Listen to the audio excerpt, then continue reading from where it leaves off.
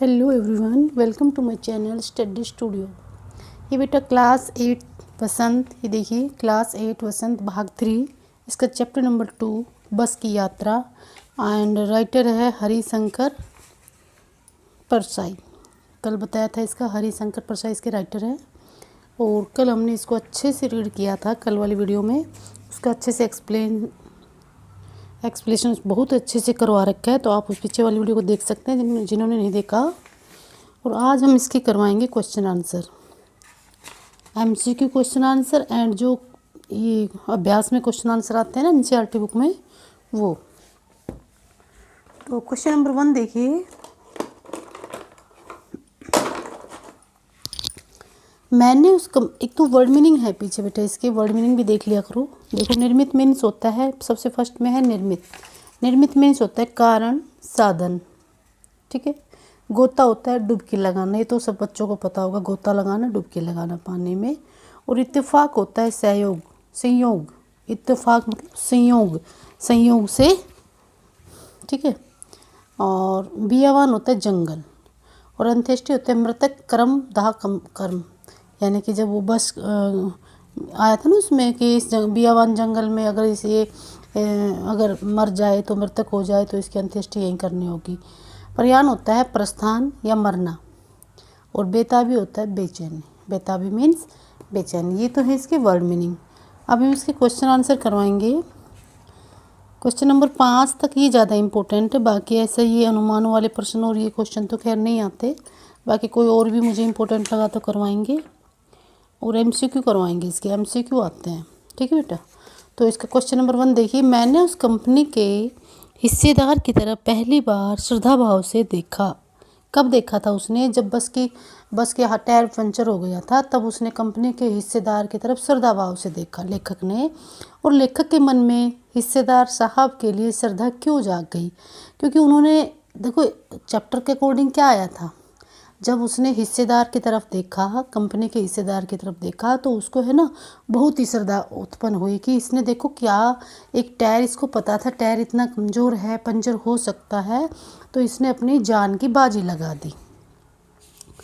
और ये देखो यहीं पे लिखा हुआ है, यहाँ से श्रद्धा भाव से देखा। वह टायर की हालत को जानता था, फिर भी जान हथेली पर लेकर बस में सफ़र कर रहा था। मतलब कि उसने सोचा कि यह उसका बलिदान और साहस, यह आदमी का बलिदान और साहस का सही प्रयोग नहीं हो रहा। इसी तो कोई क्रांतिकारी आंदोलन में नेता होना चाहिए था। इस जो हिस्सेदार था ना, उसको तो क्या होना चाहिए था, किसी क्रांतिकारी आंदोलन का नेता होना चाहिए था, जो इतना ज़्यादा बलिदान दे रहा है कि एक टायर के पंचर का उसको अनुमान था, फिर भी वो बस में अपनी जान गंवाने तक के लिए बैठ गया। यानी कि वो बहुत ही बलिदान करने वाला व्यक्ति था, उसे तो कोई क्रांतिकारी आंदोलन का नेता होना चाहिए था, ठीक है। तो इसमें यही आएगा। देखिए क्वेश्चन नंबर 1 देखिए, मैंने उस कंपनी के हिस्सेदार की तरफ पहली बार श्रद्धाभाव से देखा, तो लेखक के मन में हिस्सेदार साहब के लिए श्रद्धा क्यों जाग गई? तो आंसर है, पुलिया के ऊपर बस का टायर पंचर हो गया। कहाँ पे हुआ था बस का टायर? पुलिया पे। और फलस्वरूप बस जोर से हिलकर रुक गई। जैसे ही बस पंचर हुई तो बस जोर से हिलकर फिर रुक गई। यदि बस तेज़ गति से चल रही हो तो अवश्य ही नाले में जा गिरती। ये चैप्टर में ऐसा कैसे लिखा हुआ है, ठीक है। यहाँ से पुलिया से देखो, बुक में भी यूं का यूं है, देखिए ये रहा, यहाँ से देखना है और आपको यहाँ तक लिखना है इसमें, ठीक है। इस पर लेखक ने कंपनी के हिस्सेदार की ओर श्रद्धाभाव से देखा। यह श्रद्धाभाव इसलिए जागा क्योंकि हिस्सेदार केवल अपने स्वार्थ के लिए लाचार था। हिस्सेदार क्या था, आपको ये लाइन याद करनी है। उसका श्रद्धाभाव से इसलिए देखा क्योंकि वो हिस्सेदार केवल अपने स्वार्थ के लिए लाचार था। वह अच्छी प्रकार से जानता था कि टायर बहुत ही पुराने हैं और लोगों की जान भी खतरे में पड़ सकती है, फिर भी बस सड़क पर चला रहा है। यात्रियों की जान की चिंता किए बिना वह धन कमाने में लगा हुआ है, ठीक है। तो ये 2 लाइनें ही नीचे वाली मेन आपको याद करनी है, बाकी तो आपको सब ध्यान है कि पुलिया पे बस पंचर हो गई थी, बस सेल कर रुक गई थी, बस तेज़ गति से चल रही थी। अगर तेज़ चल रही होती तो वो नाले में गिर जाती। और कंपनी का हिस्सेदार श्रद्धा भाव से इसलिए देखा क्योंकि हिस्सेदार को जानता था, वो अपने स्वार्थ से लाचार था, वो जानता था टायर बहुत पुराने हैं, फिर भी लोगों की जान को खतरे में डाल रहा था और बस को सड़क पर चला रहा था। ठीक है, ऐसे लिखना आपको। नेक्स्ट क्वेश्चन देखिए, समझ में आ गया ना बिल्कुल आपको आसानी से। और बेटा ज़रूर नहीं होता आप यूं की यूं लाइन चेप करो, आप अपने आराम से कॉपी नहीं करनी है किसी भी चीज़ की। ठीक है, आपको जो भी अच्छा लगे, जैसे भी मतलब कि चैप्टर के अकॉर्डिंग जो समझ में आ रहा है, आप अपने हिसाब से भी 1-2 लाइनें कम या ज़्यादा कर सकते हो। और क्वेश्चन ये देखना कितने नंबर का है, उस हिसाब से उसका आंसर देना चाहिए। लोगों ने सलाह दी कि समझदार आदमी इस शाम वाली बस में सफ़र नहीं करते। तो लोगों ने यह सलाह क्यों दी? जब वो 5 जो दोस्त थे वो मिलकर जा रहे थे, तो लोगों ने ये सलाह क्यों दी कि इस शाम वाली बस में मत जाओ?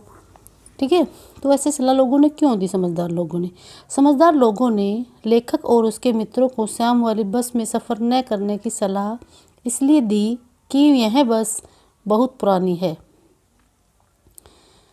समझदार लोगों ने बस में यात्रा करने की सलाह इसलिए मना किया क्योंकि उन्होंने कहा कि यह बस बहुत पुरानी है, इसकी दशा बहुत ख़राब है, यह बस रास्ते में कहीं भी रुक सकती है। इसकी दशा क्या है? बहुत ख़राब है, और यह बस रास्ते में कहीं भी रुक सकती है, कहीं भी कुछ प्रॉब्लम हो सकती है, इसलिए समझदार लोगों ने शाम वाली बस से जाने के लिए उनको मना किया। ठीक है, आपको सब पता है कि बस में क्या क्या प्रॉब्लम हुई थी, और आप अंदाजे से ऐसे लिख सकते हो ये हो सकता है, इसलिए सबने उनको मना किया। ऐसा जैसे सारी बस ही इंजन हो और हम इंजन के भीतर बैठे हैं। लेखक को ऐसा क्यों लगा? जब बस के ड्राइवर ने बस को स्टार्ट किया तो पूरी बस के इंजन के सामान बहुत बुरी तरह से हिलने डुलने लगी। जब क्या ड्राइवर ने बस को स्टार्ट किया, तो जैसे ही बस को सभी बैठ गए और ड्राइवर ने इसको स्टार्ट किया तो पूरी बस हिलने लगी। बस के इंजन का सामान बहुत बुरी तरह से हिलने लगी। ऐसे में लेखक और उसके मित्रों को लगा कि हम बस में नहीं, अभी तो बस के इंजन में बैठा। वो इतनी ज़ोर से हिल रही थी, जैसे इंजन हिलता है ना, तो उसको ऐसे लग रहा था हम बस में नहीं, बस के इंजन के अंदर बैठे हुए हैं। कहने का भाव यह है कि बस ही इंजन की भांति हिल रही थी, पूरी बस इंजन की भांति हिल रही थी, पूरे शीशे टूटे हुए थे तथा पूरी बस के इंजन का अत्यधिक शोर सुनाई पड़ रहा था। इसलिए लेखक को लगा कि हम क्या है, सारी बस ही इंजन है और हम इंजन के भीतर बैठे हैं। ठीक है बेटा, नेक्स्ट देखिए, गजब हो गया, ऐसी बस अपने आप चलती है।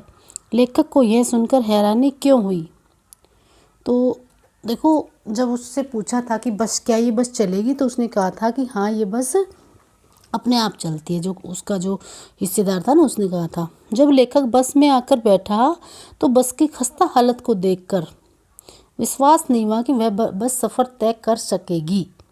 ठीक है, तो बस की हालत को देखकर लेखक को लगा और विश्वास नहीं हुआ कि वह सफ़र को तय कर पाएगी। अपनी शंका को दूर करने के लिए लेखक ने बस की कंपनी के हिस्सेदार से पूछा कि यह बस चलती है। जो कंपनी का जो हिस्सेदार था, जब उनको ये शंका हुई कि ये बस ठीक है नहीं है, तो उसने कंपनी के जो हिस्सेदार था उसकी कंपनी का, उससे पूछा कि क्या ये बस चलती भी है? इस पर उन्होंने उत्तर दिया, बस अपने आप चलती है।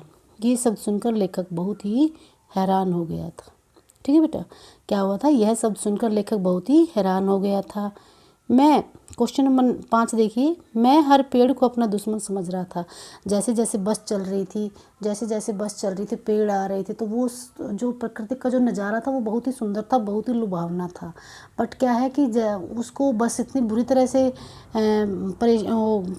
बार बार उसमें प्रॉब्लम हो रही थी कि जब वो पेड़ आ रहे थे ना, तो उसको डर लग रहा था लेखक को हर पेड़ दुश्मन लग रहा था। कभी इस पेड़ से न टकरा जाए, कभी इस पेड़ से न टकरा जाए, तो लेखक को हर पेड़ दुश्मन लग रहा था। लेखक पेड़ों को दुश्मन क्यों समझ रहा था? तो लेखक को हर पेड़ इसलिए दुश्मन नज़र आ रहा था क्योंकि जब भी बस किसी पेड़ के पास से गुजरती थी तो ऐसा लगता था कहीं पेड़ बस से न टकरा जाए, है ना।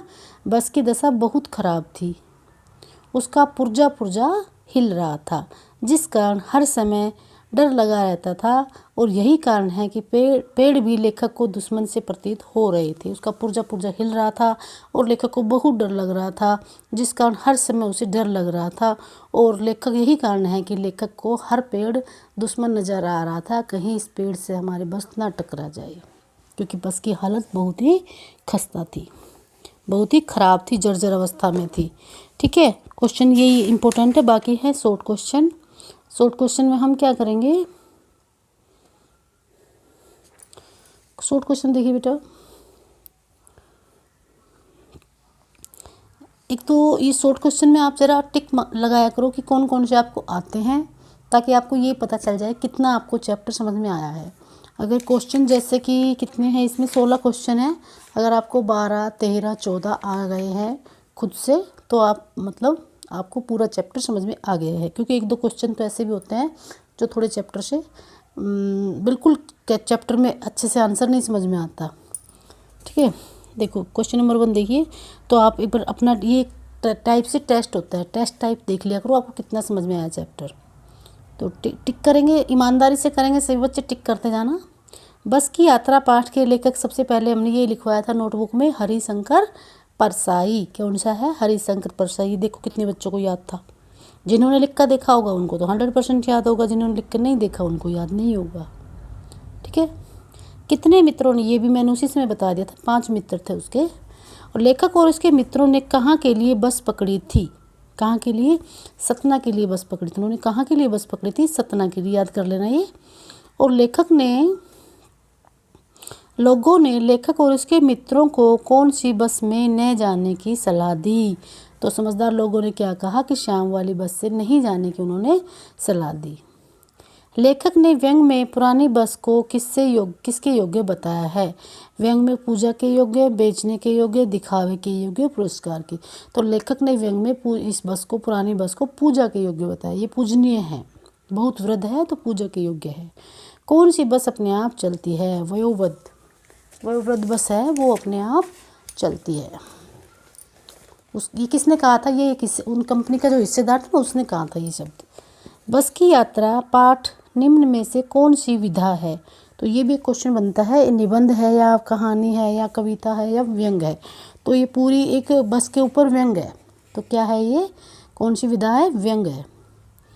क्वेश्चन नंबर 8, हमें बेटों की तरह गोद में लेकर चलेगी, ये शब्द किसने कहे हैं। तो ये सब किसने कहे, ये कहा था डॉक्टर मित्र ने। जब उन्होंने पूछा ना, तो उसने कहा कि ये बस तो हमें बेटों की तरह गोद में लेकर चलेगी। क्वेश्चन नंबर 9, असहयोग आंदोलन किसने चलाया था। तो असहयोग आंदोलन महात्मा गांधी ने चलाया था, ये सबको पता है अच्छे से। बस के असहयोग आंदोलन, सविनय अवज्ञा आंदोलन आए, तो दोनों को में महात्मा गांधी लिखना है। बस के प्रथम बार एक रुकने का क्या कारण, सबसे पहले क्यों रुकी थी बस में, टंकी जो पेट्रोल की टंकी थी उसमें छेद था, इसलिए बस एकाएक रुक गई। लेखक बस के अतिरिक्त और किसे अपना दुश्मन समझ रहा था। लेखक बस के अतिरिक्त और किसको अपना दुश्मन समझ रहा, वो पेड़ों को भी अपना दुश्मन समझ रहा था कि हमारी इस पेड़ से बस ना टकरा जाए। लेखक ने पुरानी बस की तुलना किससे की है। लेखक ने पुरानी बस की तुलना वृद्धा से की है। और प्रणात वर्ड मीनिंग में है, तो ये वृद्धा तो आएगा पुरानी बस में, और प्रणात का अर्थ होता है मृत्यु, और वियावान का होता है, वियावान में किसकी अंत्येष्टि करनी पड़ेगी, वृद्धा बस की अंत्येष्टि करनी पड़ेगी। अगर यहीं पे मर जाती है तो उसकी यहाँ जंगल में ही, वियावान जंगल में ही अंत्येष्टि करनी पड़ेगी।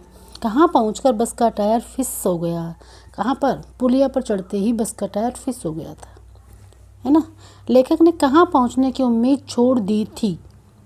तो लेखक ने कहाँ पहुँचने की उम्मीद छोड़ दी थी, पन्ना। अब उनको लगने लगा था कि हम पन्ना नहीं पहुँच सकेंगे, पन्ना क्या, हम तो कहीं नहीं पहुँच सकेंगे। और वो बिल्कुल शांत होकर अपने घर की तरह बैठ गए थे कि अब हम कभी कहीं नहीं पहुँच सकेंगे, यानी कि वो बिल्कुल हिम्मत हार गए थे। ठीक है, और बस की ये चैप्टर पूरा हुआ, बस की यात्रा। उनकी बस की यात्रा बड़ी ही डिफ़िकल्ट रही, और आशा है सभी बच्चों को अच्छे से चैप्टर और क्वेश्चन आंसर से भी समझ में आ गए होंगे, MCQ भी समझ में आ गए होंगे, एंड वर्ड मीनिंग भी समझ में आ गए। कोई भी इस चैप्टर में कुछ भी नहीं बचता कि इसमें कुछ याद ना हो बच्चे को, ठीक है। तो जहाँ से भी कोई भी क्वेश्चन अगर आपको लगता है कोई भी क्वेश्चन इनसे अलग आ गया, ठीक है, कोई पलट के आ गया, थोड़ा बहुत घुमा के आ गया, तो आप जो चैप्टर में एक्सप्लेनेशन है ना वो अच्छे समझा करो और फिर उस क्वेश्चन का आंसर ज़रूर देना है, छोड़ना नहीं है कभी भी, कोई भी क्वेश्चन छोड़ना नहीं है, अपने समझ से आंसर दिया करो बेटा, ठीक है। अगर आपको कोई क्वेश्चन ऐसा है जो आपने नहीं इसमें आया है और फिर भी क्वेश्चन आ गया है पेपर में, तो जो चैप्टर है, चैप्टर के अकॉर्डिंग जो उस क्वेश्चन का आंसर बन रहा है वो खुद से एक्सप्लेन करके लिखिए, ना कि छोड़ना है, ठीक है। बार बार मैं यही कहती हूँ, अपने आप से लिखना सीखिए। ओके बेटा, अगर आपको वीडियो अच्छी लग रही है तो लाइक एंड सब्सक्राइब कीजिए। Thank you very much.